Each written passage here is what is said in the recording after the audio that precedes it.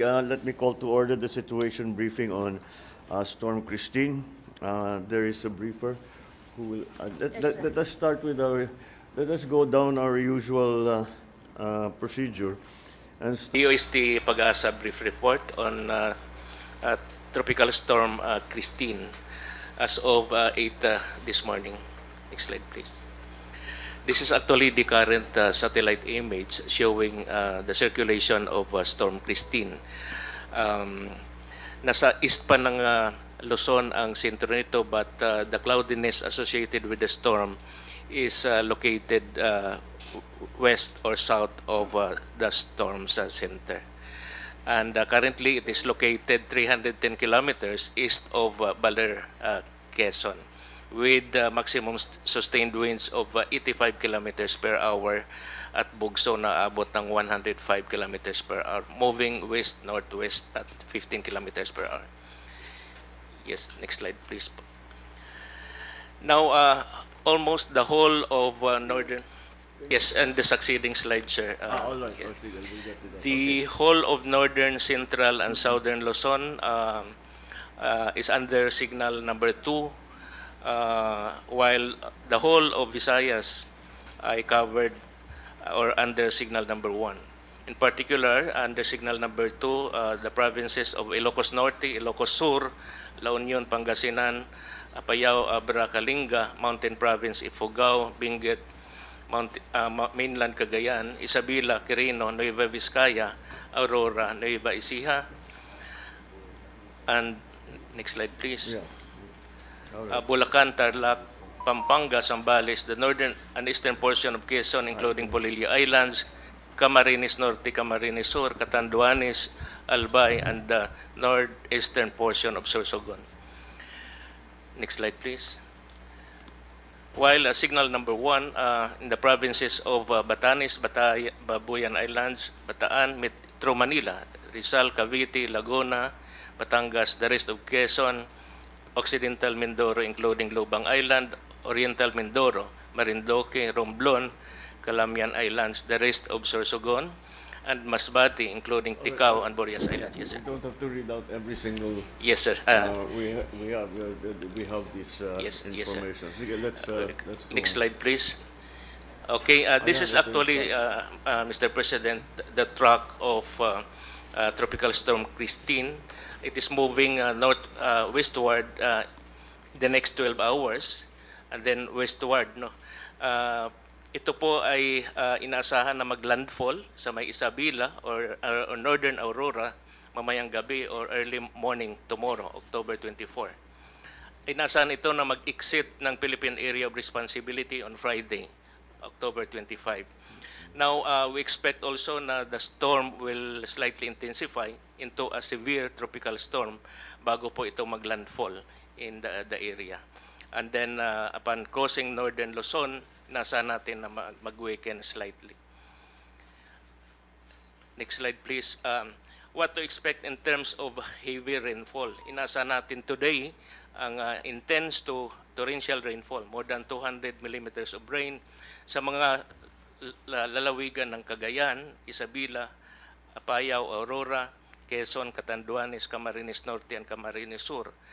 While heavy to intense rainfall, the rest of Cagayan Valley, the rest of Cordillera Administrative Region, Ilocos Region, Rizal, Albay, and Sorsogon. While moderate to heavy rainfall today, the rest of Central Luzon, Calabarzon, including Metro Manila, Occidental Mindoro, Oriental Mindoro, Marindoque, Romblon, Calamian Islands, Masbate, and Northern Samar. For tomorrow, inasahan natin na napakalakas ng mga pag-ulan sa mga lalawigan ng Pampanga, Pangasinan, Zambales, and La Union. Samantala, heavy to intense rain, the rest of Ilocos Region, Car, and Bataan.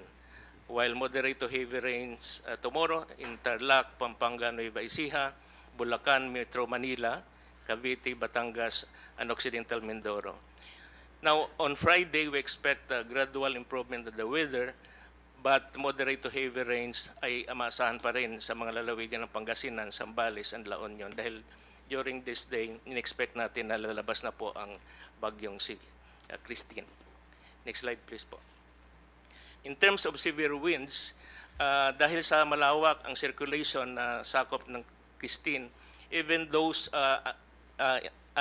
hindi sakop ng signal, storm wind signal, even in Mindanao, ay nasa natin na makakaranas ng malakas na hangin. No? For today, Mimaropa, Visayas, and Mindanao. For tomorrow, ito po yung mga lugar or provinces na makakaranas ng malalakas na hangin. And on Friday as well. Next slide, please. Dahil po inasahan natin ang mga lugar na under signal number 2 habang papalapit ang bagyong Christine sa kalupaan ng Northern and Central Luzon, nasa natin ang storm surge. No? Nagpalabas ang DOST Pag-asa ng storm surge warning. Ang orange colored, ito po yung mga dalampasigan na makakaranas ng storm surge na between 2 to 3 meters. Kaya ipinapayuhan natin ang ating mga kababayan living along these coastal areas na maghanda o maging alerto. While yung nakadilaw, ito po yung up to 2 meters wave height dahil sa storm surge. Next slide, please. Now, ito naman po ang status ng ating mga dams. Although generally, mga dams level natin ay safe. But like for example, ang GAT, bagamat umakyat ng 0.34 meters, but ang normal high level niya ay mataas pa. This yes is po. the one we should be keeping an eye on. There are 2 pages to this actually. So far, ang pinakamalapit is Pantabangan to the high level, normal high water level, if I'm not mistaken. Nonetheless, whatever it is, meron pa yata dito. 80.5. Anyway, we have to watch this carefully because we're just beginning. This is just the start of the rainfall. So yes, we're all right for now, but mukhang inevitable na mag-overflow o magre-release tayo ng tubig.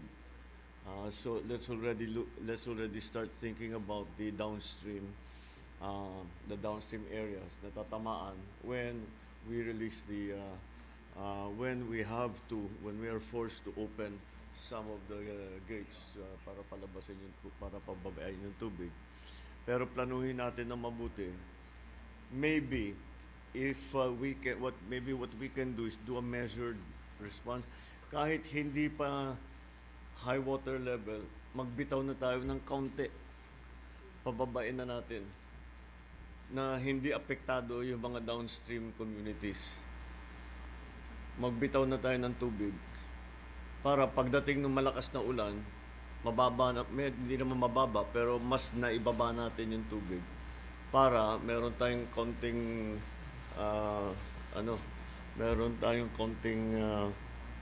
breathing room. Ika nga. We have a little area that to watch na hindi papaabutin natin sa high water.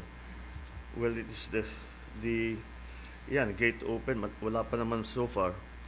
Mr. President, Yes. that's continued spillage already. Yeah. For Dinga and Yes. Bagan. So let's think about what can the downstream communities tolerate in terms of additional water, and do that, and try to release that amount, just that amount na hindi magkaka-damage, hindi magkakapinsala, hindi mababaha, yung kaya nung actual na outflow na hindi na abala yung mga downstream communities. In other words, let's try to get the levels as low as we can without affecting the downstream communities bago pa dumating yung malaking ulan. Because from what we are looking at, it really looks like this storm is more about flooding. May hangin ng konti, but it's not to the extent of the other super typhoons that we have seen so far. So again, water level seems to be the key factor for Christine. All right, so please carry on. That's all, Mr. President, all right. for my presentation. Okay, thank you. Now, the OCD, I think, has some information to provide with us.